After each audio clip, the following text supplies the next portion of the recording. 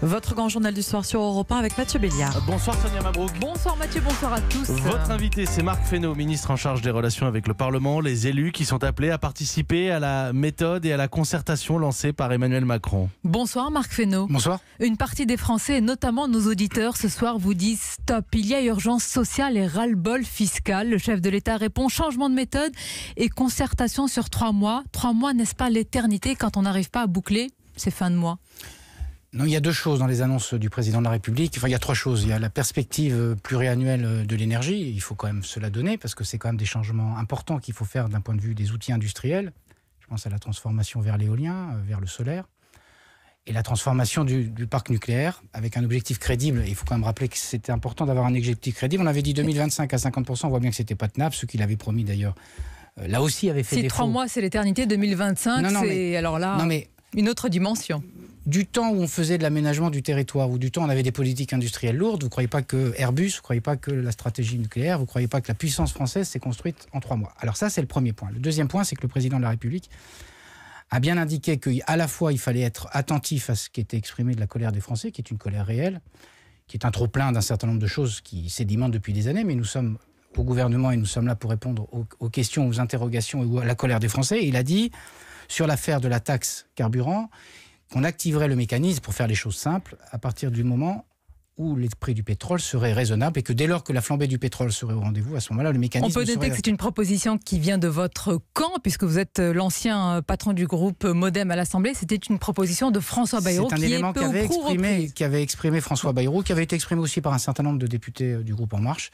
C'est un élément pragmatique et concret. C'est si jamais les prix du pétrole flambent, on active le mécanisme de manière différente. C'est d'ailleurs ce qui fait aussi la colère qu'il y a aujourd'hui, c'est que les prix du pétrole, ils étaient à $40 le baril et qu'on est Marc Fesneau, vous savez très bien que la hausse des taxes des carburants, c'est l'arbre qui cache la forêt. J'avais prévu une question à la fin de cette interview. Je vais commencer par cette question parce qu'en vous entendant, finalement, on peut se dire la même chose que certains Français. Vous m'avez parlé de pluriannuel, de plan pluriannuel de 2025. Est-ce que vous n'avez pas l'impression que même dans le choix de vos mots, il y a une forme de déconnexion avec tout simplement des problèmes concrets? Il me semble qu'au-delà de la réponse pluriannuelle que je vous ai donnée une réponse pratique et concrète. Et la deuxième chose que je voulais vous dire, c'est, il me semble j'ai été un élu territorial, j'ai vécu comme élu, et comme citoyen d'une certaine façon aussi, ce qui a été l'abandon des territoires, dont nous sommes tous comptables, d'une certaine façon, c'est pas la peine de se renvoyer la balle les uns et les autres. Et donc le président de la République a dit il faut que sur chaque territoire, on analyse les situations et les solutions. Peut-être que 3 mois, ça paraît un peu long, mais si on veut être un peu crédible... Si vous ne changez pas de cap, s'il n'y a pas de moratoire sur les hausses de taxes, pourquoi se réunir? Vous l'avez dit vous-même, la question n'est pas seulement la question du carburant. D'ailleurs, ce qu'expriment les gilets jaunes, c'est pas seulement la question des carburants. Mais pourquoi se réunir s'il n'y a pas de changement de cap de manière générale? Mais vous ne croyez pas qu'on manie un changement de cap comme celui qu'on appelle de nos voeux, au gouvernement comme dans la majorité, en 15 secondes? Vous voyez bien que si on veut être crédible devant les Français, en particulier les Gilets jaunes, mais globalement devant les Français, on ne peut pas leur faire croire qu'en 8 jours, nous réglerions 40 années de disparition des services publics. Demandé. Vous auriez pu une mesure, un moratoire, les hausses des taxes. D'ailleurs, vous êtes en charge du Parlement, Marc Fesneau. Le Sénat a voté le gel des taxes sur le carburant. Cela va revenir à l'Assemblée. On sait que les élus de la majorité ne vont pas laisser passer cela. Malgré tout, le Sénat l'a fait. Oui, le Sénat a pris sa position sans surprise. Le président de la République, je le répète, a dit que le mécanisme s'activerait sous réserve que la flambée des cours du pétrole n'existe pas. Vous voyez bien que tout ça est dépendant des cours du pétrole. On a la part qu'il y a à la taxation. Et vous l'avez dit vous-même, la colère qui s'exprime sur les territoires de façon différente et de façon forte, il faut dire les choses comme elles sont, elle n'est pas que liée à cette affaire du carburant. J'entendais l'un de vos auditeurs qui disait « ma question c'est le pouvoir d'achat ». La question c'est le salaire. Vous avez rappelé votre parcours, le salaire, tiens. Et donc il faut ouvrir le débat. Vous avez raison, le pouvoir d'achat c'est aussi, il ne faut pas l'oublier, le salaire. C'est peut-être utile de rappeler qu'on a fait des baisses sur les cotisations salariales.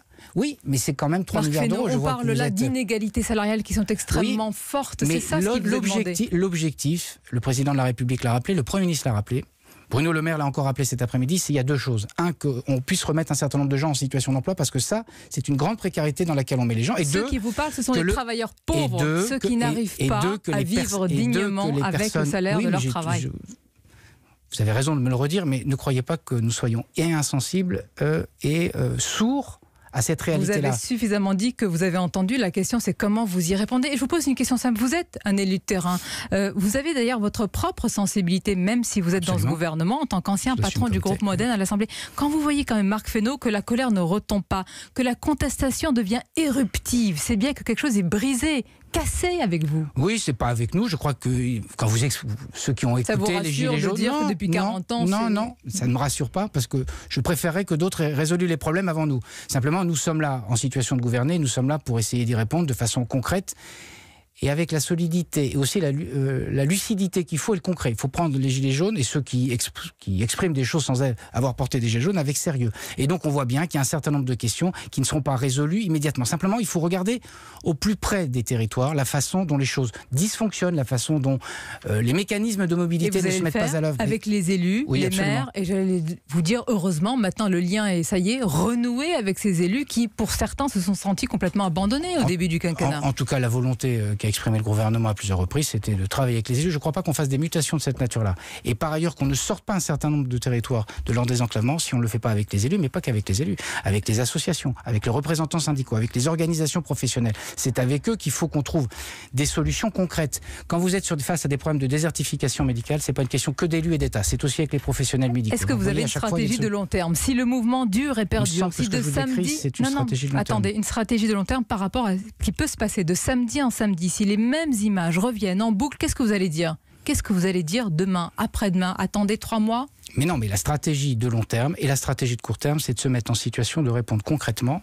Et donc, à la fois avec ce qu'a annoncé le président de la République, et éventuellement d'autres mesures qui pourraient naître à l'issue de ce que dira le Haut Conseil à la transition énergétique, et de se mettre en situation de répondre concrètement. À des questions, pardonnez-moi direct, vous répondez au Conseil, vous répondez concertation. Non, j'essaie de vous répondre concrètement. Simplement, vous voudriez qu'en 15 jours, nous réglions 40 années. Alors, je veux bien qu'on se défausse pas sur les précédents.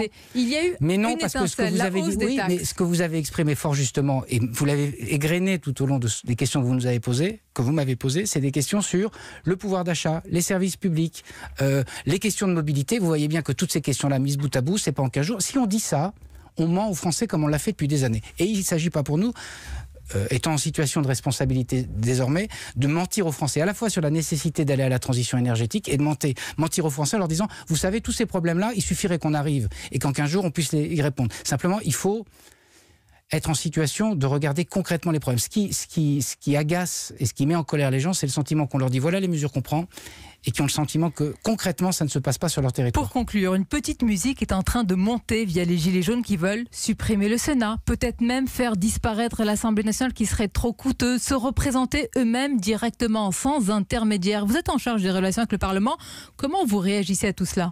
Mais c'est la crise de la démocratie. D'ailleurs, n'oublions pas que si Emmanuel Macron a été élu en 2017, c'est parce que cette crise de la démocratie, elle a émergé et elle s'est portée en partie. Et elle a élu au 2e tour de l'élection présidentielle Emmanuel Macron. Ça ne nous donnait pas un quitus. C'était simplement le symbole d'une crise démocratique profonde. On est en train d'essayer de trouver des solutions. Je ne dis pas que c'est facile, je ne dis pas que c'est satisfaisant, je ne dis pas qu'il n'y a pas des colères qui sont de l'immédiateté auxquelles on répond facilement. Mais en même temps, ne croyez pas qu'on n'ait pas la lucidité de la crise de la représentation. Quand vous avez 50% des gens, quand vous avez 50% des gens qui ne votent pas aux élections. Vous êtes un élu de terrain. Est-ce que vous êtes inquiet? On a passé en revue tout ce qui est dit par rapport à l'Assemblée, tout ce qui est dit par rapport aux élus, tout ce qui est dit par rapport à votre gouvernement. Est-ce que vous êtes inquiet? Mais quand vous en parlez avec les autres collègues du gouvernement et les autres élus, quelle que soit la majorité ou l'opposition, il y a une crise. Vous, est-ce que vous êtes inquiet? Je suis inquiet de la situation dans laquelle on est, mais inquiet de la situation du pays, inquiet de la situation. Oui, mais je pense que quand vous êtes au charge du gouvernement, la question n'est pas d'être inquiet, c'est d'agir. Et je pense que c'est ce qu'on doit faire. Merci Marc Fesneau d'avoir été l'invité d'Europe 1 ce soir.